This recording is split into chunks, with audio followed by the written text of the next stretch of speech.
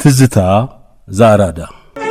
ዛሬ በትዝታችን ስለ ሀገራችን መሬት ይዞታና ስለ መሬት ላራሹ በዚያን ጊዜ የመሬት ይዞታ ሚኒስትር ሰራተኛ የነበሩት አለማንተ ገብረስላሴ ትውስታዎቼ በሚል ርዕስ ካሳተሙት መጽሐፍ አንዳንድ ጉዳዮችን እንጨዋወታለን። ለመጽሐፉ ባለቤት አለማንተ ገብረስላሴና መጽሐፉ እንድናገኝ ላገዘን ክብሩ መጽሐፍት በኒያላ ኢንሹራንስ ኩባንያ በእናንተ በአድማጮቻችንና በእኛ በፕሮግራሙ አዘጋጆች ስም ከፍ ያለ ከበሬታ ያዘለ ምስጋና እናቀርባለን።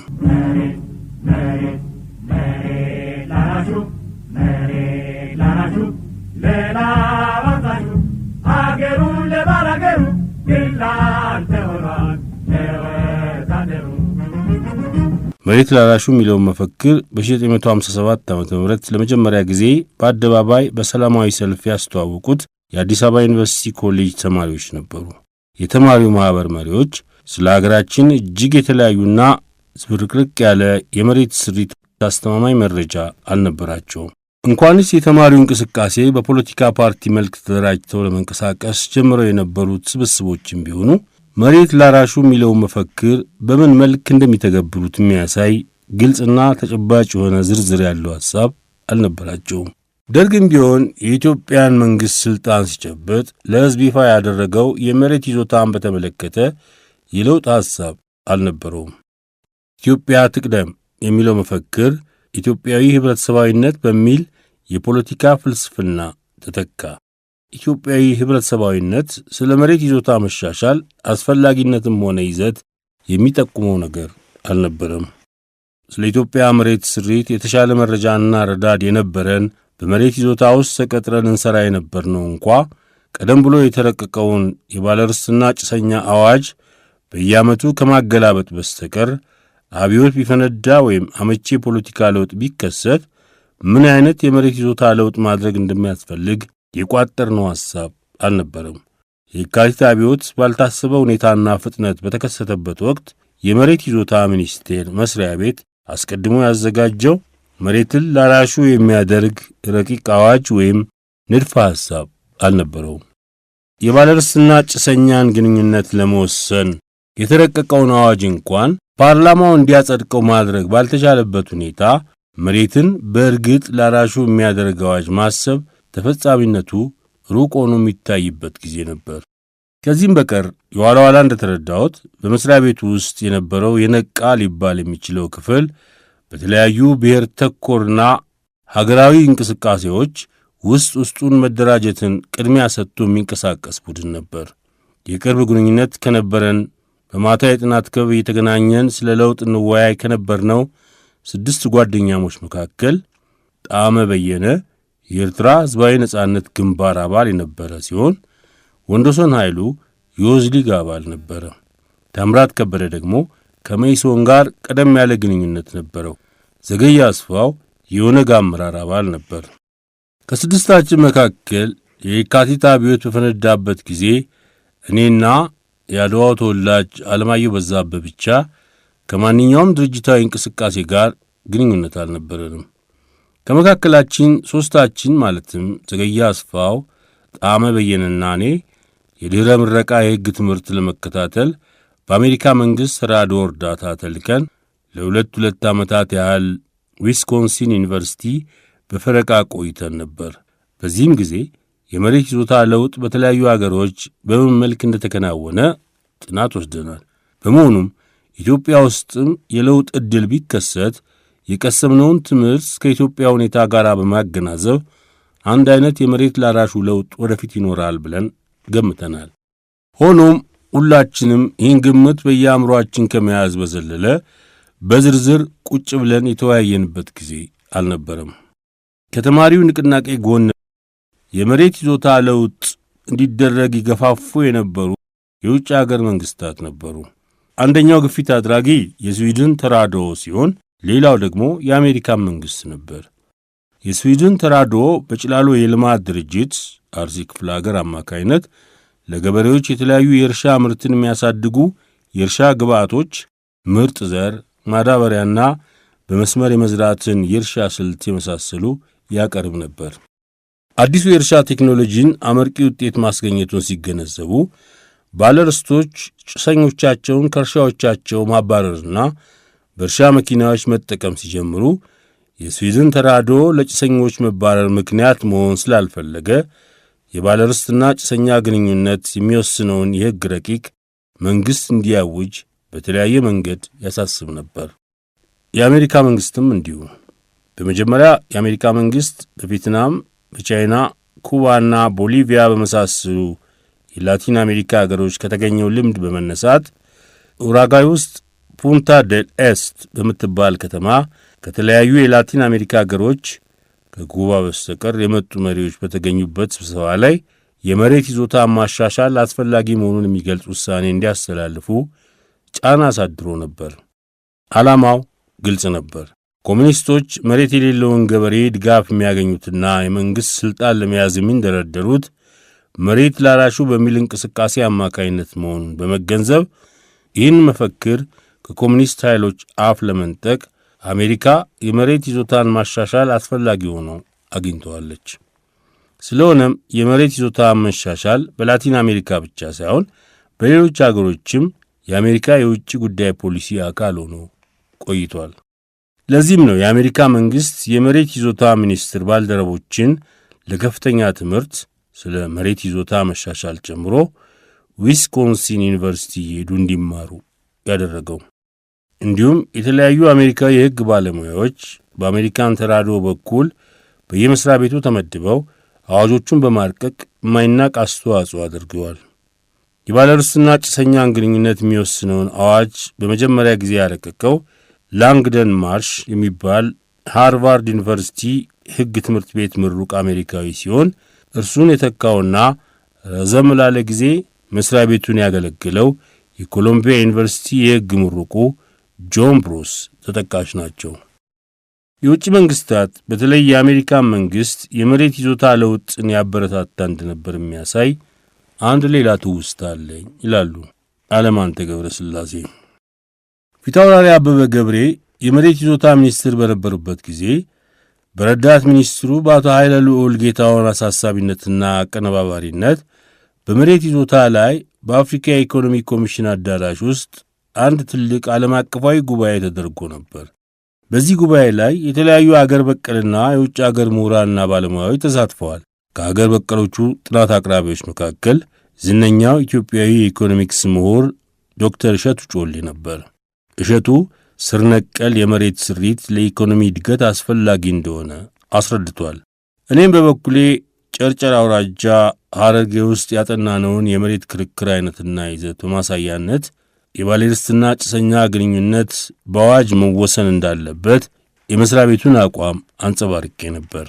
ከውጭ አገር ከመጡት መካከል በዓለም አቀፍ ደረጃ ዝነኛ የመሬት ይዞታ ባለሙያና ዊስኮንሲን ዩኒቨርሲቲ የመሬት ጥናት ማዕከል ፕሮፌሰር የነበሩት ኬንት ፓርሰንስ ስለ መሬት ይዞታ አስፈላጊነት ለጉባኤው ንግግር ካደረጉ በኋላ የመስሪያ ቤቱ ረዳት ሚኒስትር በነበሩት በአቶ ኃይለ ልዑል ጌታሁን አማካይነት ጃንሆይ ዘንድ ቀርበው ስለ መሬት ይዞታ መሻሻል አስፈላጊነት ጃንሆይን ለማሳመን ሞክረዋል።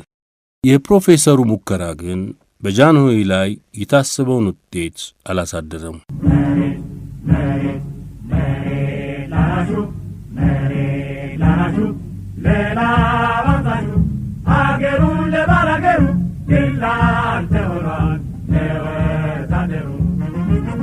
ደርግ ስልጣን በወጣ ጊዜ የመሬት ይዞታን በተመለከተ አንዳችም ፍኖተ ካርታ ወይም ምልከታ አልነበሩ።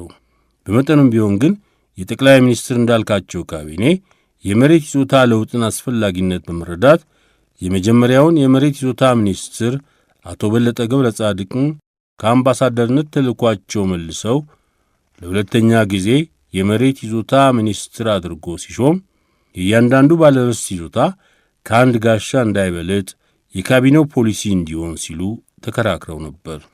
ሌሎች የካቢኔ አባሎች ደግሞ የይዞታ ጣሪያ ከ3 ጋሻ እንዳይበልጥ፣ ትርፉን ደግሞ መንግሥት በረጅም ጊዜ በሚከፈል ቦንድ በመግዛት መሬት ለሌላቸው ዜጎች እንዲያከፋፍል የሚል ሐሳብ አቅርበው እንደነበረ የልጅ እንዳልካቸው ካቢኔ አባል የነበሩት አቶ ተካልኝ ገዳሙ አብዮታውያን በነገሥታት ዙፋን ላይ በተባለው መጽሐፋቸው ገልጸውታል። የልጅ እንዳልካቸው መንግሥት በደርግ በተተካበት ወቅት አቶ በለጠ በመሬት ይዞታ ሚኒስትርነታቸው ቀጥለው ነበር። እርሳቸውም ለረጅም ጊዜ ይዘው የቆዩትን ባለርስቶች ከአንድ ጋሻ በላይ መያዝ አይገባቸውም የሚለውን አቋማቸውን በአዋጅ መልክ እንዲቀረጽ አድርገው ለደርግ ካቢኔ ሲያቀርቡ አዋጁ ከሁለት ወገን ጥያቄ ቀረበበት።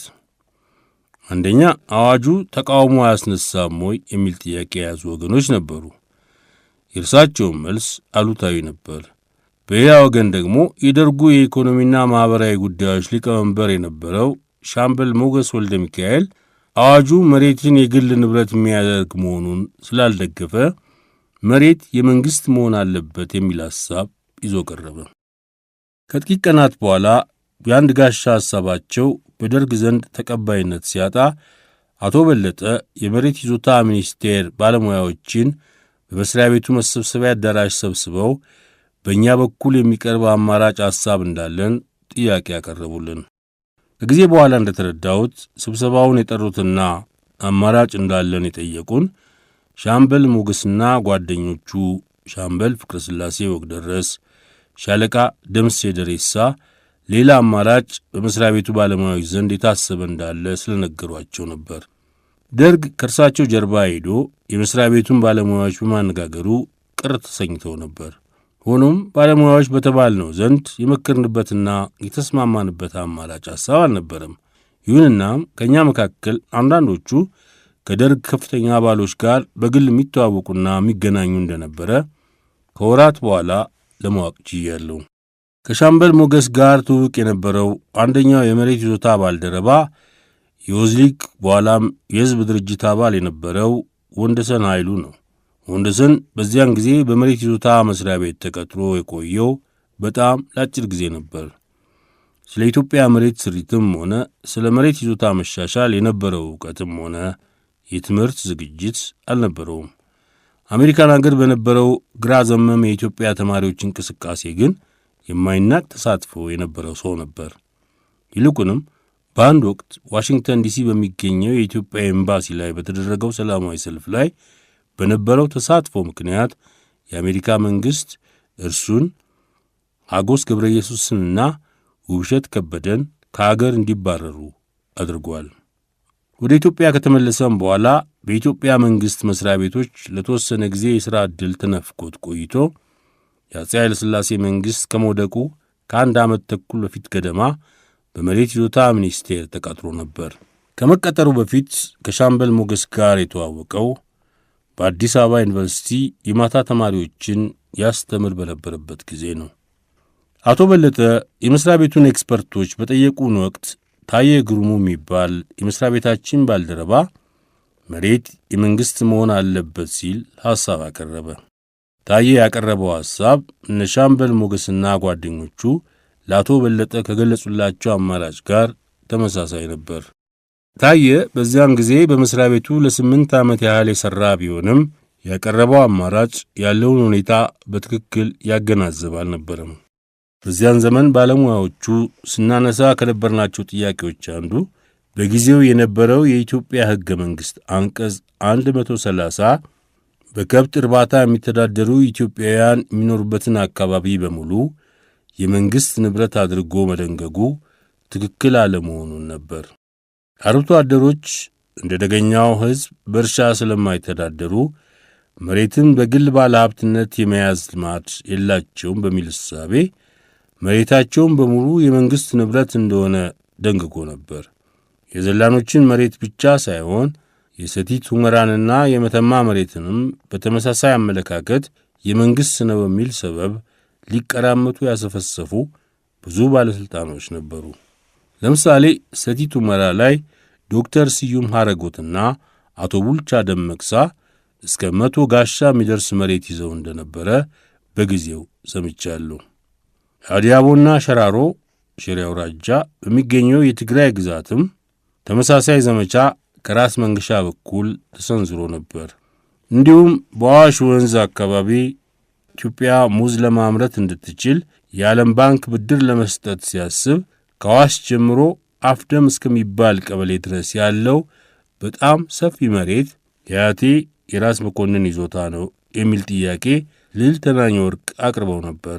በጊዜው የመሬት ይዞታ ሚኒስትር የነበሩት አቶ በላይ አባይ ወርቁ ብነንና እኔን አንድ ስማቸውን የዘነጋሁትን የመስሪያ ቤታችንን ነገረ ፈጅ መሬቱን አይተን እንድንመለስ አዘውን በመኪና በተዘዋወርን ጊዜ መሬቱ እጅግ ሰፊ 80 ኪሎ ሜትር በ50 ኪሎ ሜትር መሆኑን ተመልክተናል።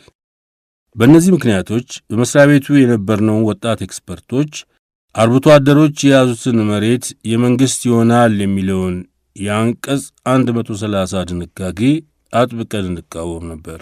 በተለይም በሁመራና በጌምድር ሸራሮ ትግራይ አካባቢዎች የሚገኘውን መሬት በተመለከተ ክርክራችን ርስት በሚገኝባቸው የሰሜን ክፍለ አገሮች መሬት በሙሉ የሕዝብ እንጂ የመንግሥት የሚባል ነገር የለም የሚል ነበር። እንደ ሁመራ የመሰሉ ገና ያልቀኑ መሬቶች ቢኖሩም እነዚህ መሬቶች ሕዝቡ ከብቱን በማሰማራትና በሌላ መልክ የሚጠቀምበትና ወደፊት ተወላጁ እየጨመረ ሲሄድ በእርሻ የሚጠቀምበት መሬት ነው በማለት ለማስረዳት ሞክረናል። አርብቶ አደሮች የሚገኙበት የነበሩት መሬቶችም በተመሳሳይ የሕዝብ እንጂ የመንግሥት መሬት ተብሎ መደንገጉ ትክክል እንዳይደለ እንከራከር ነበር። የእነዚህ መሬቶች አያያዝ ከደገኛው ሕዝብ አጠቃቀም በመለየቱ ብቻ ባለቤት እንደሌለው ተቆጥሮ የመንግሥት መሆን አለበት የሚለው አስተሳሰብ ፍትሐዊ ያለመሆኑን እናስረዳ ነበር። በደቡብ ክፍለ አገሮችም ቢሆን የመንግሥት መሬት ለአርበኛ፣ ለስደተኛ፣ ለሲቪል ሠራተኛና ለወታደሮች ይሰጥ ስለነበረ የታየ ግሩሙን ሐሳብ አጥብቀን ስለተቃወመን ይህን አማራጭ ከእርሱ በቀር ሌላ አንድም ሌላ ሰው ስላልደገፈው ውድቅ ሆነ። በሌላው ጎራ የተሰነዘረው አማራጭ ደግሞ የአንድ ሰው ይዞታ እስከ 10 ጋሻ ይሁን የሚለው ነበር። ይህን አማራጭ ያቀረበው ዶክተር ክፍሌ ገብሩ የሚባል የአካለ ጉዛይ ተወላጅ ነው። ይህም አማራጭ አሁን ስሙን ከዘነጋሁት ከአንድ ሌላ የወለጋ ልጅ በስተቀር ሌላ ደጋፊ ሳያገኝ ቀረ። የወለጋው ተወላጅ የሥራ ምድቡ በጂኦግራፊና ካርታ አነሳስ ኢንስቲትዩት ውስጥ እንጂ ስለ መሬት ይዞታ ጥናት አንዳችም ተሳትፎ ኖሮት ስለማያቅ ድጋፉ ክብደት የሚያነሳ አልነበረም። በሁለቱ ጽንፎች መካከል ለአንድ ገበሬ 10 ሄክታር የሚለውን አማራጭ ያቀረብኩት እኔ ነበሩ። ይህን አማራጭ ያቀረብኩት በኢትዮጵያ በተለያዩ አካባቢዎች የአንድ መለስተኛ ገበሬ ይዞታ ከ2 እና 3 ሄክታር የማይበልጥ መሆኑን የመሬት ስሪት መምሪያ በተለያዩ ክፍለ አገሮች ያደረገውን የጥናት ውጤት መሠረት በማድረግ ነው። በአብዛኛው ስፍራ አንድ ገበሬ በራሱና በቤተሰቡ አቅም ሲበዛ ቢውል ከ5 ሄክታር በላይ አያርስም ነበር። ይህ አማራጭ ሚኒስትሩ በጠሩት ስብሰባ ተካፋይ በነበሩት በአብዛኛዎቹ ባለሙያዎች ስለተደገፈ የገጠርን መሬት የሕዝብ ባደረገው አዋጅ እንዲካተት ሆነ። ሚኒስትሩ ከሰበሰቡን ከጥቂት ቀናት በኋላ 10 የምንሆን ሰዎች አዋጁን የማርቀቅ ሥራ ጀመርን። በአዋጁ ይዘትና አረቃቀቅ የተሳተፍነው ሰዎች ጣመ በየነ፣ ታምራት ከበደ፣ ወንደሰን ኃይሉ፣ መስፍን ካሱ፣ ዳዊት ህሩይ፣ መስፍን ገብረ ሕይወት፣ ሰለሞን ጋሻው፣ ታየ ጉርሙ፣ ተስፋዬ ወልደ ማርያም፣ ዘገየ አስፋውና እኔ ነበርን። በሊቀመንበርነት ያገለገለን ጣመ በየነ ነበረ። ከታምራት ታየ፣ ወንዶሰን፣ ተስፋዬና ሰለሞን በስተቀር ሁላችንም የሕግ ተመራቂዎች ነበርን ይላሉ አለማንተ ገብረ ሥላሴ ትውስታዎቼ በሚለው መጽሐፋቸው።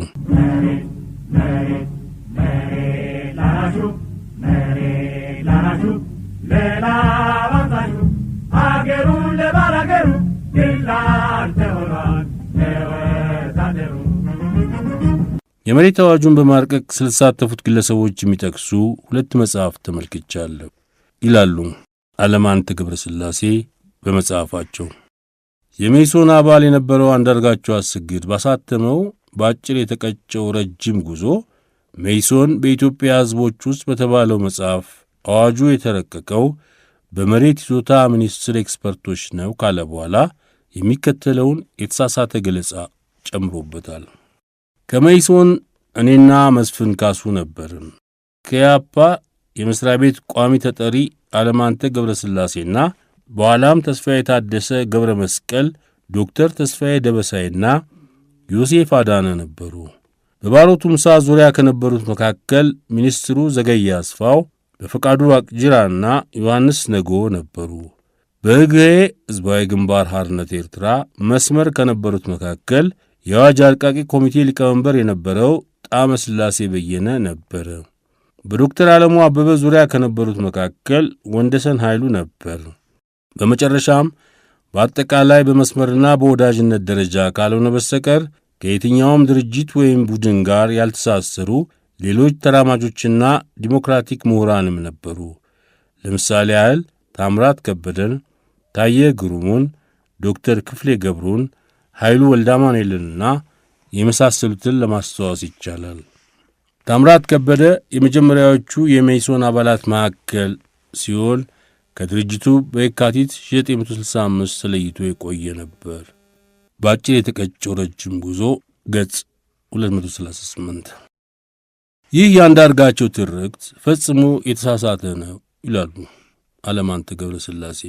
እርሱ ከሚጠቃቅሳቸው ሰዎች ውስጥ አዋጁን በማርቀቅ የተሳተፍነው ጣመ በየነ፣ ታምራት ከበደ፣ ታየ ጉርሙ፣ ወንደሰን ኃይሉ፣ ዘገየ አስፋው፣ መስፍን ካሱና እኔ ነበርን። ዘገየ አስፋው አዋጁን በማርቀቅ መሳተፍ የጀመረው ቆየት ብሎ ነበር። ምንም እንኳን ዘገየ በመሥሪያ ቤቱ የቆየ ሠራተኛና የጭሰኛ መምሪያ ኃላፊም የነበረ ቢሆንም ለፓርላማው ቀርቦ የነበረው የጭሰኛ ሕግ ሳያልፍ ሲቀር መሥሪያ ቤቱን ለቆ በመውጣት የመሥሪያ ቤታችን ምክትል ሚኒስትር የነበሩት አቶ ንጉሴ ፍታወቅ ባቋቋሙት የግል ጥብቅና ማኅበር ውስጥ ይሠራ ነበር። አቶ ንጉሴ የጭሰኛው አዋጅ ሳያልፍ በመቅረቱ ደስተኛ ስላልነበሩ መሥሪያ ቤቱን ለቀው ባቋቋሙት የጥብቅና ሙያ ማኅበር ውስጥ አብረናቸው እንድንሠራ ዘገየንና እኔን ጠይቀውን ነበር። በጊዜው እኔ የመሥሪያ ቤቱን የሕግ አማካሪ ሆኜ ከእርሳቸውና ከሚኒስትሩ ከአቶ በላይ ጋር በቅርበት ሠራ ነበር። ምንም እንኳን አቶ ንጉሴን በሕግ ዕውቀታቸው ካናዳ በሚገኘው የማጊል ዩኒቨርሲቲ የሕግ ትምህርት የተመረቁና የአዲስ አበባ ከፍተኛ ፍርድ ቤት ፕሬዝዳንት ነበሩ። በልምዳቸው በመልካም ሰብዕናቸውና ለለውጥ በነበራቸው አመለካከት የማከብራቸው ሰው የነበሩ ቢሆንም የግል ጥብቅና ሙያ ስላልማረከኝ በመሥሪያ ቤቱ መቆየትን መረጥኩ። ዘገየ ግን ከአቶ ንጉሴ ጋር የጥብቅና ሥራ ስለጀመረ አዋጁ በሚረቀቅበት ወቅት ከመጀመሪያው ቀን ጀምሮ አልተሳተፈም። አንዳርጋቸው እንዳለው ሳይሆን ዘገየ የመሥሪያ ቤቱ ሚኒስትር ሆኖ የተሾመውም አዋጁ ተረቆ ካለቀ በኋላ ነው። አንዳርጋቸውም ቢሆን በአዋጁ ማርቀቅ አንዳችም ተሳትፎ አልነበረውም። እንዲያውም አዋጁ ሲረቀቅ የመሥሪያ ቤቱ ባልደረባም አልነበረም። አቶ በለጠ ገብረ ጻድቅ የመሬት ይዞታ ሚኒስትር ሆነው በልጅ እንዳልካቸው እንደተሾሙ በጊዜው በነበረው የለውጥ ስሜት ተገፋፍተው የመሥሪያ ቤቱ ሠራተኞች የመሥሪያ ቤቱን የአስተዳደር ምክትል ሚኒስትር የነበሩትን አቶ ደምሰው አሳየን፣ ረዳት ሚኒስትር የነበሩትን አቶ ሀብተአብ ባይሩን እንዲሁም የካርታ አነሳስ ረዳት ሚኒስትር የነበሩትን አቶ መክብብ ማሞን ከሥራቸው እንዲለቁ አደረጉ። በመሆኑም አቶ በለጠ ያላንዳች ረዳት በመቅረታቸው ወርቁ ብነህና እኔን ሠራተኛው ፈልጓቸዋል በማለት እኔ የአስተዳደር መምሪያ፣ ወርቁ ደግሞ የፐርሶኔል ክፍል ኃላፊ ሆነን እንድንሠራ ጠየቁን። እኔ ስለ አስተዳደር ትምህርቱም ሆነ ልምዱና ዝንባሌው ስላልነበረኝ ከ3 ወር በላይ በቦታው እንደማልቆይ ቃል ከገቡልኝ በኋላ ኃላፊነቱን ተቀብዬ ነበር። ይህ በሆነ በሳምንታት ጊዜ ውስጥ አንዳርጋቸው አሰግድ ከአውሮፓ ሲመለስ በመሬት ይዞታ ሚኒስትር ለመቀጠር እኔ ዘንድ ቀርቦ እንዳመለከተ አስታውሳለሁ። ሆኖም የልጅ እንዳልካቸው መንግሥት ደሞዝ ጭማሪ እንዳይደረግና አዲስ ሠራተኛም እንዳይቀጠር እገዳ አድርጎ ስለነበረ ለጊዜው ጥያቄውን ለመፈጸም እንደማንችል አስረድቼው ተመልሷል። ስለዚህ አዋጁ በሚረቀቅበት ጊዜ አንዳርጋቸው የመሥሪያ ቤቱ ባልደረባ አልነበረም።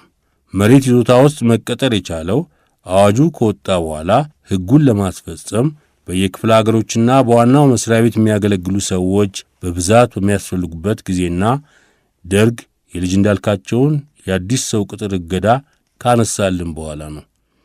አንዳርጋቸው ብቻ ሳይሆን ሌሎች አንዳርጋቸው የጠቀሳቸውን ዶክተር ተስፋዬ ደበሳይን፣ ዮሴፍ አዳነንና ዮሐንስ ነጎን በኋላ ዲማ ነጎ የቀጠርናቸው አዋጁ ከወጣ ከወራት በኋላ ነው። ፍቃዱ ዋቅጅራ በመሬት ይዞታ ሚኒስቴር የሸዋ ክፍለ አገር ሥራ አስኪያጅ የነበረ ሰው ስለነበረ አዋጁ ሲረቀቅ በቦታው አልነበረም። አቶ ኃይሉ ወልደ አማኑኤልም የመስሪያ ቤቱ የፕላን መምሪያ ኃላፊ የነበረ ቢሆንም አዋጁን በማርቀቅ አልተሳተፈም። ተስፋዬ ታደሰ ገብረ መስቀል ብሎ የጠቀሰው ሰው ማን እንደሆነ አሁን ድረስ ማወቅ አልቻልኩም። በመስሪያ ቤቱ በዚህ ስም የሚታወቅ ኤክስፐርት ጨርሶ አልነበረም። በጠቅላላው አዋጁ በመኢሶን፣ ኢህአፓ፣ ወዝሊግና ኦነግ አባሎች ስምምነት እንደተዘጋጀ አድርጎ ያቀረበው ትርክት ፈጽሞ የተሳሳተ ነው። ከመካከላችን የእነዚህ ድርጅቶች አባል ሰዎች የነበሩ ቢሆኑም እንኳ እኔን ጨምሮ ሌሎቻችን የየትኛውም ድርጅት አባል አልነበርንም። እኔም ብሆን ኢህአፓን የተቀላቀልኩት አዋጁ ከወጣ በኋላ ነው። ከኢህአፓ መሪዎች አንዱ የነበረው ክፍሉ ታደሰም ያ ትውልድ በተባለው መጽሐፉ ተመሳሳይ ያለው የተሳሳተ ትርክት አቅርቧል። አዋጁን ያረቀቁት የኦሮሞ ብሔረተኞች የኢትዮጵያ ሕዝብ ነጻነት ድርጅት በኋላ ኢህአፓ ተብሏል፣ መኢሶንና ከማንም ያልወገኑ ተራማጅ ግለሰቦች ናቸው ይልና ዮሴፍ አዳነን፣ ተስፋዬ ደበሳይን፣ ታደለች ኪዳነ ማርያምን፣ ዳዊት ህሩይን፣ ጣመ በየነንና እኔን ይጠቅሳል። ቀጥሎም አንዳርጋቸው አሰግድን፣ ታየ ጉሩሙን፣ ታምራት ከበደንና ዘገየ አስፋውን ያነሳል። ከተጠቀሱት ውስጥ በአዋጁ አረቃቀቅ ሂደት ላይ ዮሴፍ አዳነ፣ ተስፋዬ ደበሳይ፣ ታደለች ኪዳነ ማርያምና አንዳርጋቸው አሰግድ አልተሳተፉም። በወቅቱ የመስሪያ ቤቱ ሠራተኞችም አልነበሩ። ሁሉም መስሪያ ቤቱን የተቀላቀሉት አዋጁ ከወጣ በኋላ አዋጁን ለማስፈጸምና እግረ መንገዳቸውን የቡድናቸውን የፖለቲካ አጀንዳ ለማስፈጸም ነበር። ከተጠቀሱት ውስጥ የኢህአፓ አባልና የመስሪያ ቤቱ ተቀጣሪ የነበረው ዳዊት ህሩይ ብቻ ነው። አዋጁን ስለ ማርቀቅ ሂደት አንድ ተጨማሪ ብዥታ ማጥራት ያስፈልጋል። ክፍሉ ታደሰ በጠቀሰው መጽሐፉ ገጽ 202 ላይ የመጀመሪያው የመሬት ይዞታ ረቂቅ የተዘጋጀው የጭላሎ ድርጅት ኤክስፐርቶች ካዘጋጁት ጥናት ነው ሲል ዘግቧል። አንዳርጋቸው አሰግድም በጭላሎ የእርሻ ልማት ድርጅት ካድ ውስጥ የሚገኙ 15 የሚሆኑ ኤክስፐርቶች በራሳቸው ተነሳስተው ለመሬት ጥያቄ አንድ የአዋጅ ረቂቅ አዘጋጅተው ለደርጉ አቀረቡ ይላል።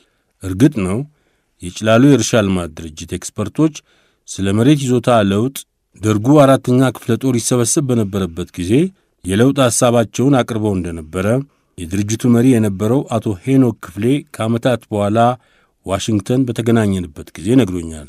ድርጅቱ ለደርግ ያቀረባቸው 2 ዋና ዋና ሐሳቦች እንደነበሩም አቶ ሄኖክ ጨምሮ ገልጾልኛል።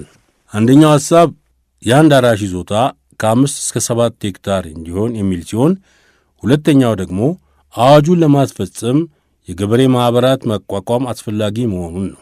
ሁለቱም ሐሳቦች የመሬት ይዞታ ኤክስፐርቶች በአዋጁ ካካተቷቸው አንቀጾች ጋር በጣም ተቀራራቢ ናቸው። ይሁን እንጂ አዋጁ በሚረቀቅበት ጊዜ የመሬት ይዞታ ኤክስፐርቶች የጭላሎ ኤክስፐርቶች ስላቀረቧቸው ሐሳቦች የምናውቀው ነገር አልነበረም። በሁለቱ አርቃቂ ቡድኖች መካከል አንዳችም መናበብ አልነበረም። ጉዳዩን ይከታተሉ የነበሩት የደርጉ አባሎችም የጭላሎ ድርጅት ኤክስፐርቶች አረቀቁት ስለተባለው የመሬት አዋጅ የገለጹልን ነገር አልነበረም ይላሉ አለማንተ ገብረስላሴ። አዋጁ ከተረቀቀ በኋላ በይዘቱ ላይ ውይይት እንዲደረግበት የሚኒስትሮች ምክር ቤት ወደ ልዩ ኮሚቴ መራው። ኮሚቴው 12 ሚኒስትሮችን ያካተተ ነበር። ኮሚቴው የተመራው በአቶ ተካልኝ ገዳሙ የመገናኛ ሚኒስትር ሲሆን ከሚኒስትሮቹ መካከል አቶ በለጠ ገብረ ጻድቅ የመሬት ይዞታ ሚኒስትር፣ አቶ ነጋሽ ደስታ የገንዘብ ሚኒስትር፣ አቶ ጌታቸው በቀለ የሥራ ሚኒስትር፣ ኮሎኔል በላቸው ጀማነህ የደህንነት መስሪያ ቤት ኃላፊ፣ ዶክተር ዳኛቸው ይርጉ የእርሻ ሚኒስትር፣ አቶ ብርሃኑ ዋቀያ የፕላን ሚኒስትር፣ ፊታውራሪ ደምሴ ተፈራ በጠቅላይ ሚኒስትሩ ጽሕፈት ቤት ሚኒስትር ዴኤታ ተካተውበታል። የሌሎቹን ሚኒስትሮች ስም ዘንግቻለሁ። ከደርግ በኩል ጉዳዩን እንዲከታተሉ የተመደቡት ደግሞ የደርጉ የኢኮኖሚና ሶሻል ኮሚቴ ሊቀመንበር የነበረው ሻምበል ሞገስ ወልደ ሚካኤል፣ ሻለቃ ደምሴ ደሬሳ፣ ኮሎኔል አስራት ደስታና ሻምበል ፍቅረ ሥላሴ ወግደረስ ነበሩ። ስለ አዋጁ ይዘት ለማስረዳትና ማብራሪያ ለመስጠት ጣመ በየነ፣ ወንደሰን ኃይሉ እና እኔ በስብሰባዎች ተካፍለናል። ሻምበል ፍቅረ ሥላሴ ወግደረስ እኛና አብዮቱ በሚለው መጽሐፉ በገጽ 169 ላይ ዘገየ አስፋው፣ መስፍን ካሱና ዘሩ ኬሸን በአስረጅነት እንደተሳተፉ አድርጎ አቅርቧል። ይህም ፈጽሞ ስህተት ነው። ዘገየ አስፋው በዚያን ጊዜ መስሪያ ቤቱን ለቆ ሄዶ ስለነበር በአስረጅነት በኮሚቴው ስብሰባ አልተሳተፈም፣ ሊሳተፍም አይችልም ነበር። መስፍን ካሱም ከአስረጆች አንዱ አልነበረም። ዘሩ ኬሸን የብሔራዊ ሀብት ሚኒስቴር ሠራተኛ እንጂ የመሬት ይዞታ ሚኒስቴር ባልደረባ ስላልነበረ በባለሙያነት አስረጅ ሆኖ ሊቀርብ አይችልም ነበር። ሻምበል ፍቅረ ሥላሴ እንዲህ ሊሳሳት የቻለበት ምክንያት የጠቀሳቸው ሰዎች በመኢሶንና የአፓ አባልነታቸው ስማቸው የጎላ ስለነበረ ነው። መስፍን ካሱ ከደርግ ጋር በቅርበት ሲሰራ የነበረና የሕዝብ አደራጅ ጽሕፈት ቤት ጸሐፊ የነበረ ሰው ነው። ዘሩ ኬሸንም ዕውቅ የአፓ መሪ ነበር ይላሉ ዓለማንተ ገብረ ሥላሴ ትውስታዎቼ በሚለው መጽሐፋቸው። ሀገሬ ኢትዮጵያ